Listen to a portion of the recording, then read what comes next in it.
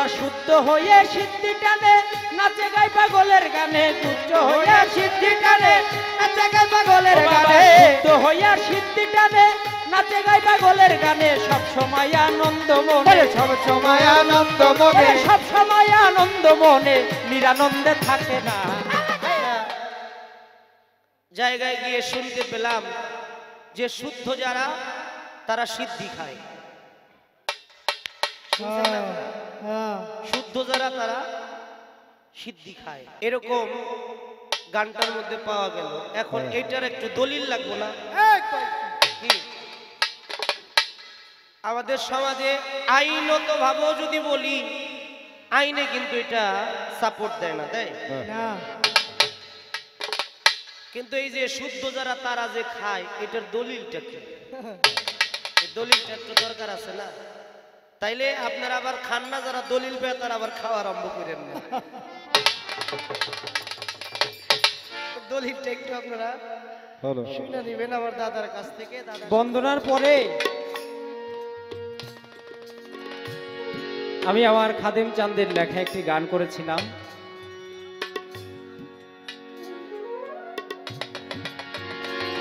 আয় তোরা দেখবি ভালো পাগলেরই কারখানা, টাকা পয়সা বাড়ি গাড়ি পাগলে ধার ধারে না। ধারে না। গানের দ্বিতীয় অন্তরায় গিয়ে ওরা শুদ্ধ হয়ে সিদ্ধি টানে নাচে গায় পাগলের গানে, সব সময় আনন্দ মনে, তারা নিরানন্দে থাকে না। এখন আমার মিয়া ভাইয়ের কথা হইল যে ওরা যে শুদ্ধ হইয়া সিদ্ধি টানে, এই সিদ্ধি টানার দলিলটা কি আপনি একটু বলবেন? খাদেম চাঁদ তো বলছে যে ওরা শুদ্ধ হয়ে সিদ্ধি টানে। যে ব্যক্তি নিজেকে শুদ্ধ করতে পারছে তার জন্য সিদ্ধিটা জায়েজ।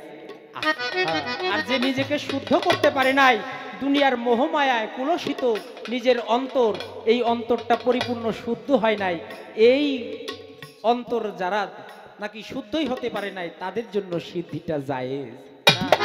আমার খাদেম চানি বলে গেছে যে ওরা শুদ্ধ হয়ে সিদ্ধি টানে। তবে দলিল যেহেতু চাইছে, মিয়া ভাই তো আর আন্তাজি কয় নাই না, কারণ আমি ছোট মানুষ, মিয়া ভাই তো আর আন্তাজি কয়ে আমারে জাতবো, ওই রকম লোক তো আর মানিক দেওয়ান না। এটা আমার অন্তরে আমি বিশ্বাস করি যে মানিক দেওয়ান এমন আজাইরা কোনো কথা বলবো না যেই কথা হাদিস দলিলে নাই। এটা শুধুমাত্র আমার উপরে ঠেইলা চাপাইয়া দিব, এরকম কথা মানিক দেওয়ান কোনোদিনও বলতে পারে না। সেই বিশ্বাস আমার আছে। যেহেতু ভাই বলছে যে এটার দলিল কি, তাহলে দলিল অবশ্যই আছে। এটা তাও হাদিসের মধ্যে না, ডাইরেক্ট কোরআন। কোরআনটা কেমন? আল্লাহ তাআলা বলছেন একটা কথা বারবার কোরআনে, ফাবি আইয়াল্লাহ রাব্বিকুমা তুকাজ্জিবান, হে বান্দা তুমি আমার কোন নিয়ামতকে অস্বীকার করতে চাও? ফাবি আইয়াল্লাহ রাব্বিকুমা তুকাজ্জিবান, হে বান্দারা তুমি আমার কোন নিয়ামতকে অস্বীকার করতে চাও? আচ্ছা, যে সিদ্ধি আমরা খাই পান করি, এই সিদ্ধি গাছটা কি আল্লাহ বানাইছে না? না আমরা কেউ বানাইছি? আল্লাহ বানাইছে। আল্লাহ বানাইছে না? আল্লাহ যদি বানায় থাকে তাহলে 18,000 মাখলুকাতের এমন কোন সৃষ্টি আল্লাহ করে নাই যেটা নাকি দুনিয়াকে ধ্বংস করবে, নষ্ট করবে, এমন কোন সৃষ্টি আল্লাহ করে। এই সিদ্ধি গাছটাও শাক সবজি যেমন খাই, এই সিদ্ধি গাছটাও কিন্তু আল্লাহর তৈরি, আল্লাহ নিজে বানাইছে। এর জন্য আল্লাহ নিজে বলছে ফাবিআই আল্লাহ রাব্বিকুমা তুকাজ্জিবান, তোমরা আমার কোন নিয়ামতকে অস্বীকার করতে চাও?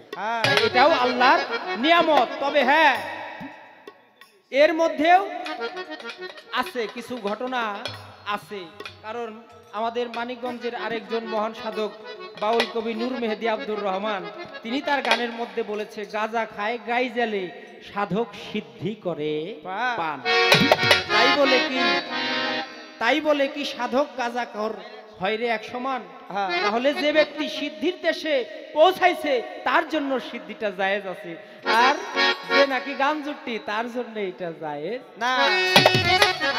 তাই ওই জায়গায় আগে পৌঁছাইতে হবে, তারপরে সিদ্ধি পান করতে পারবে, এটার মধ্যে জায়েজ আছে। আর আল্লাহ তো কয়েই গেছে যে তোমরা আমার কোন নিয়ামতকে অস্বীকার করতে চাও। তাই আল্লাহর কোন নিয়ামতকে আমরা অস্বীকার করতে পারি না। রাখলাম। আর সিদ্ধি যারা খায় মূলত বর্তমানে যেই রোগটা সবচেয়ে বেশি মানুষের দেহে আক্রমণ করে সেটা হলো মা রোগ।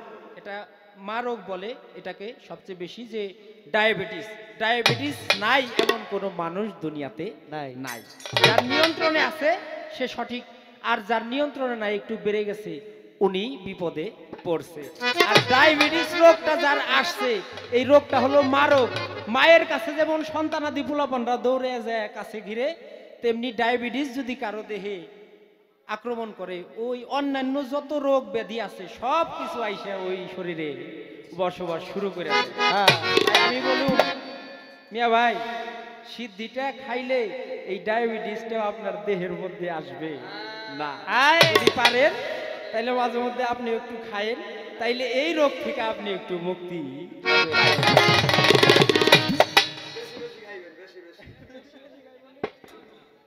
আমার মিতার জন্য খুব সুবিধা হয়েছে, তো এর জন্য বেশি বেশি খাইবে।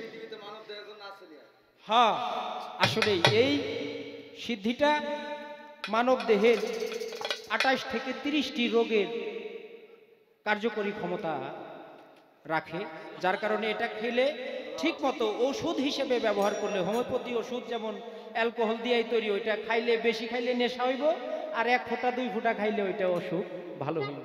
তাই ওই নিয়ম অনুযায়ী খাইতে হইব, তাইলে দেহ ভালো থাকবে। আর নিয়মের চাইতে বেশি খাইলেই তখনই সমস্যার সৃষ্টি হবে। যাক, মিয়া ভাইয়ের কথা এই পর্যন্ত রাখলাম। পালা পর্যায়ের আগে যেহেতু পালা গান থেকে আমার একটা প্রশ্ন করছে, তাইলে আমি যদি একটা না করি তাইলে আমি বেশি খাটো করে যাই না। এর জন্য আমি আর পরের গানে গেলাম না, আমি বন্দনায় থেকেই শুরু করি। বন্দনা তার বন্দনা, অনেক সুন্দর বন্দনা, নিজের লেখা আমার মানিক ভাইয়ের।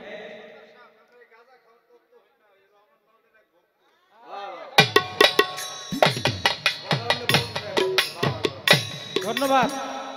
আসলে যে উনি আমার চিনছে, আর আমার সাধক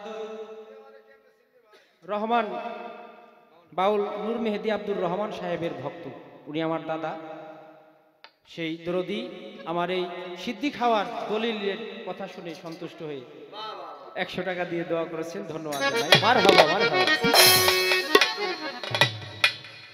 বন্দনা তার বন্দনা, অনেক সুন্দর। আমার মানিক ভাই অনেকগুলো গান তার রচনা, নিজের লেখা গান, নিজের সুর করা। বাংলাদেশে অনেক শিল্পীরা, আমিও ওনার কিছু কিছু বিচ্ছেদ গান আছে, যেমন শত কষ্টের জীবন আমার, কইতে পারেন যে আবার কোন বিচ্ছেদ আন্তাজি গায়। শত কষ্টের জীবন আমার ওনার নিজের লেখা গান। এই গানটা আমি মাঝে মাঝে সুযোগ পাইলেই গাই।